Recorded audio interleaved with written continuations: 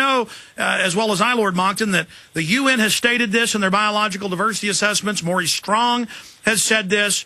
This is just a group wanting to visit neo-feudalism and serfdom upon the planet so that they can play God. And it's just so outrageous to witness this unfolding. And now, listeners, when you have heard what Alex has just said, you might have thought, this is so extreme. It's just silly. The trouble is that this is actually happening. The stories we are telling you are real.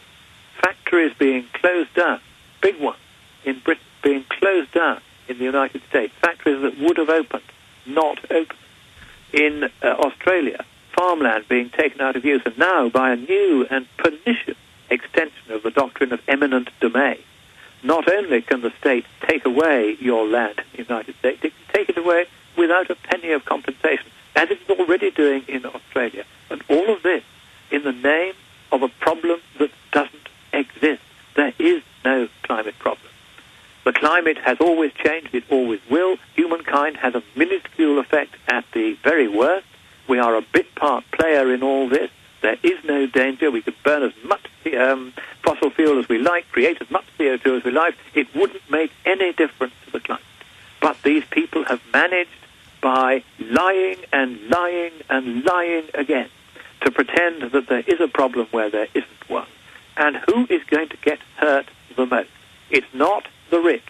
It's not the big boys. It is the working class, the people who voted in their millions. President Obama, who voted in their millions for Kevin Rudd in Australia, who voted for Gordon Brown. It is the working people. And we know at its heart, it's all about a population control to limit our numbers, and that's why the UN says they want to shut off the food to the third world. You've pointed out this is a death sentence to the third world, and they're able to implement that.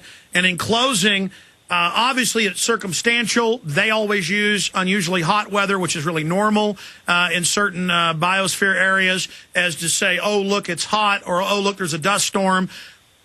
Certainly, if they would have chosen global cooling as their fear-mongering, they would be using the news now that we see massive deaths in India from record cold in D.C., record snowfall, record cold in areas of Europe, record cold in the last 100 years around the globe, because as the satellite and ground data shows, cooling for 9 years, leveling out in the last 14, correct?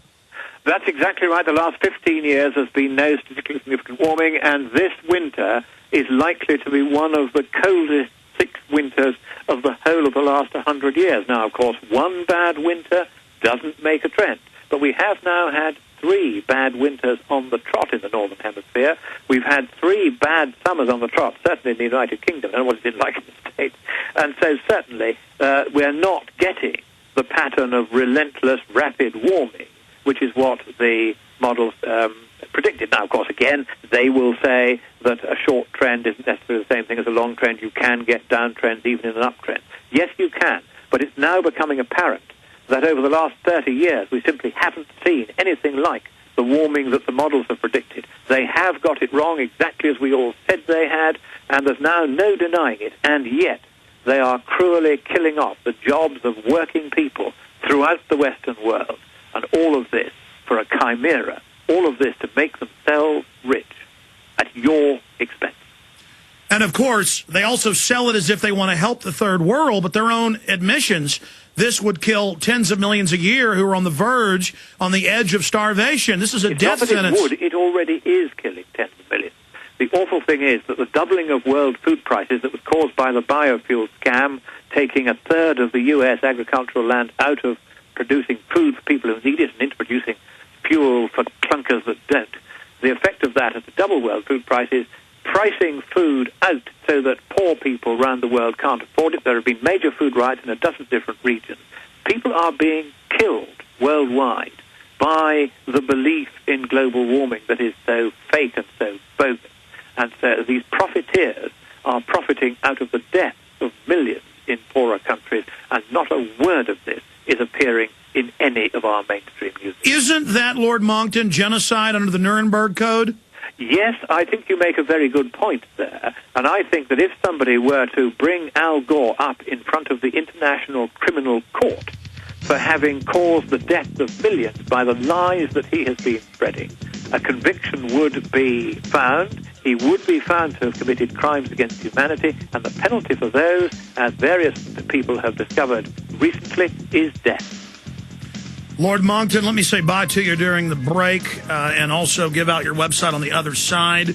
Lord Christopher Monckton, our guest from the United Kingdom. Stay with us. We know the enemy. We know they're fraud. We know they're mass murder against humanity. That sounds like strong words. I don't have words to describe how bad this is.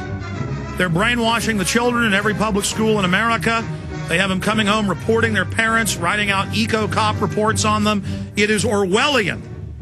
And joining us from the land of Eric Blair, known as George Orwell, is Lord Christopher Monckton, 3rd Viscount of Brenchley and Monckton, or Monckton and Brenchley. We've got 4 minutes left, sir. You've got the floor as the leader in exposing these criminals and their tyranny, their genocide. Final statements to all the troops out there that are looking for direction in this fight against these swindlers. Right, the first thing is get onto the website at scienceandpublicpolicy.org and see for yourself what the science really says, how the economics really stack up, what's happening in the climate. You'll find that in our monthly CO2 reports, for instance. There's a whole segment called Monckton Papers where I've written for the layman about the science of climate change so that you can see for yourself that when I say there isn't a problem with the climate, we're not causing global warming, you'll realize I'm not just making it up. There is massive evidence, overwhelming evidence now, that there is no climate problem. That's point one. Point two, you can see from the draft Copenhagen Treaty of September the 15th, which I revealed to the world on October the 14th, that they were trying to set up a world government using this climate scare as a Trojan horse to get people to submit. You must not submit. You must insist to your representatives that if there is to be a world government, it must be elected. You are governed by an elected Congress at the moment. Do not allow your president to hand your democratic rights away to a world government that has the power to order your elected Congress about. That's not what your constitutional founding fathers wanted. So you must stand up for your constitution. The next thing you must do is rally around the working people who are the people who are now beginning to suffer as a result of this global warming maniac scare. Working people who lost the jobs in that aluminum smelter. Working people who lost their jobs because they would have been digging coal to supply 157 coal-fired power stations that haven't been built. They would have been running those power stations. Those power stations, in turn, would have been providing the factories that would have allowed your economy in Texas and elsewhere to grow. All of that is being stopped by the environmental Marxists. But that is what they are. They don't care about the environment. If they did, they would allow power stations to be built in the United States and not to be built in China, where the coal is burnt in a dirty way, which pollutes the atmosphere in a way that it doesn't in the United States. All of this has nothing whatever to do with the environment. You should understand that. Nothing whatever to do with the environment. It is only to do with power politics, and the aim of this power politics is to dismantle the West, to dismantle the United States, to leave you and us enfeebled and incapable, so that a few very rich men and very rich corporations, people like Al Gore, who don't deserve to be rich, they are the people who are profiteering out of the lies that they are spreading. And you must help to, if you find them telling lies, complain to the police. The police are beginning to take an interest in this fraud now. Complain to the police if you think you're being lied to. Just go into your local police station and say, I've had enough of this. Look what it's costing in jobs and in money and in taxation. Complain to the police and make them investigate. They have a duty to investigate fraud, and a fraud is what this is. It's the biggest fraud that's ever been perpetrated on the world, and you must fight it or you will go under.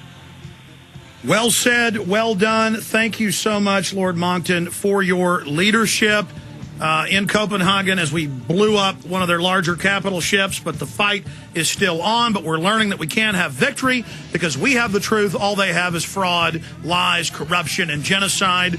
Scienceandpublicpolicy.org. We'll talk to you, sir, when you get back from Australia. Thank you so much for your time. A real pleasure, and thank you, Alex. And This is Alex as Jones always, with 5 God good reasons bless you should America. consider buying a